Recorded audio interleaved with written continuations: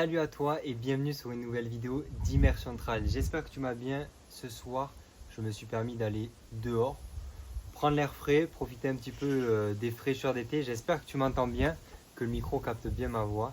Je voulais voir avec toi un sujet qui pouvait parler à des personnes qui font du trail, qui commencent du trail, voire même des personnes aussi qui font de l'ultra. C'est quelque chose auquel on a tous été confrontés. C'est comment est-ce que tu peux éviter d'avoir des ampoules en fait finalement sur tes courses, à tes entraînements, mais ça va être surtout lors de tes courses ou bien quand tu vas commencer à faire de l'ultra. Moi je sais que c'est souvent quelque chose qui arrive.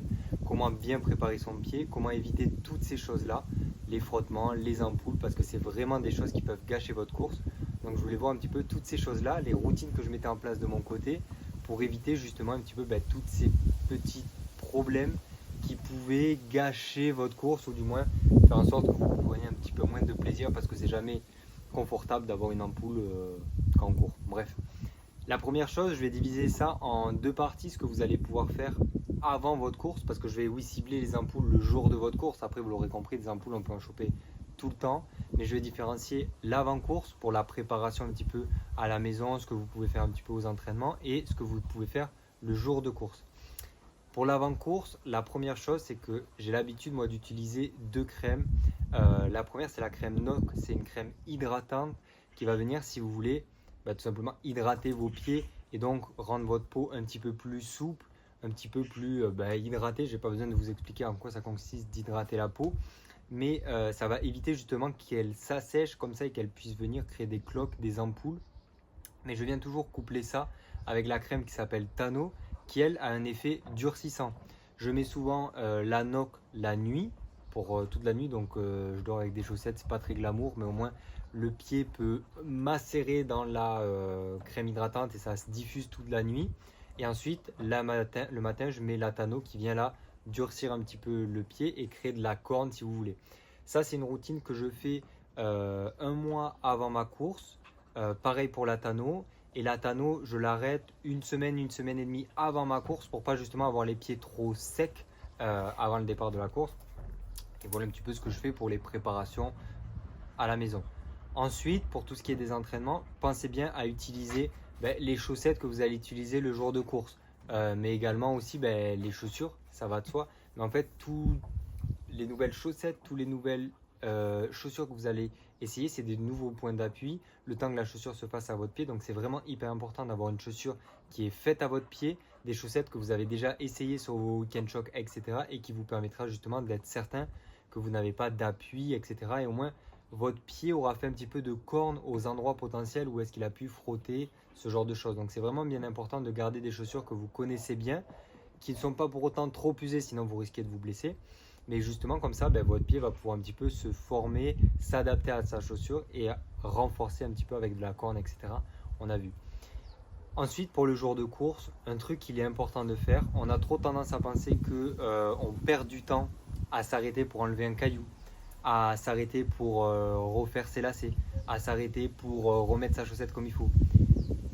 Avant votre départ, pensez bien à bien placer votre chaussette, à vérifier qu'il n'y ait pas de petits plis, à regarder à l'intérieur que votre semelle ne bouge pas. Si votre semelle bouge à l'intérieur de la chaussure, toutes ces petites choses-là, c'est des choses qui vont créer des frottements et à terme des ampoules. Donc vérifiez bien que toutes les conditions soient réunies. Donc passez vos chaussettes pour qu'il n'y ait pas de plis. Pareil pour vos chaussures. Faites le laçage que vous avez l'habitude de faire. Ne le serrez pas comme une brute et ne le desserrez pas non plus parce que ça peut faire des blessures. Donc un serrage classique, moi je sais que j'aime bien serrer les chaussures si vous voulez. Si on part du bas, en gros je saute les deux premiers crans. Comme ça les deux premiers crans sont un petit peu plus lâches et je serre bien comme il faut l'écran du dessus. Comme ça permet en gros si vous voulez au fur et à mesure de la course que le laçage s'uniforme, soit un petit peu plus uniforme. Et donc que du coup ce qui était desserré en bas devienne un poil plus serré, ce qui était serré en haut soit un peu plus desserré. Bref, comme ça je respire un petit peu mieux. Et il faut savoir aussi que sur un ultra, notre pied gonfle. Et donc pouvoir desserrer ses chaussures et les resserrer, c'est aussi s'adapter à la morphologie de notre pied qui va en fait évoluer au fur et à mesure de notre course. Donc c'est bien important et ça peut être quelque chose de cool de faire ça, de pouvoir adapter son laçage au fur et à mesure de votre course pour éviter qu'en fait il gonfle et que vous ayez un serrage trop serré et qu'il vous fasse des frottements. Donc je vous ai parlé justement du fait d'enlever des cailloux. c'est important parce que ben, si vous allez garder un petit point d'appui, où vous allez dire, bah, ok, c'est rien, je serre les dents et ça va passer, et bien au bout d'une heure, au bout de 2 heures, etc., c'est en fait ces choses-là qui peuvent vous créer des douleurs, des ampoules, créer ensuite des infections, bref, plein de choses qui pourraient potentiellement vous faire abandonner ou au moins gâcher votre course, alors que franchement, c'est juste prendre une petite minute pour desserrer votre chaussure, enlever le caillou et vous repartez, que vous faites un 30 km ou un ultra. Honnêtement, vous n'êtes vraiment pas à 1 ou 2 minutes près pour refaire vos lacets. Comparé au confort que vous allez avoir, franchement, ça vaut le coup et je peux vous conseiller de partir là-dessus. Bref, en tout cas, si vous voulez plus de conseils sur toutes ces choses-là, que ce soit sur la préparation, mais aussi sur la gestion de votre course, finalement, de manière plus globale, je vous ai mis le lien dans la description de notre formation Road to Ultra, une formation à 360 degrés qui vous permet de gérer prépa physique, nutritionnel, mental, mais aussi tout ce qui est kiné, prévention de blessures, etc.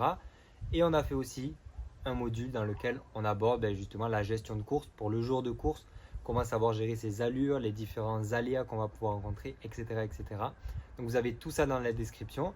Et si vous avez des questions, vous pouvez nous partager votre routine pour éviter les ampoules.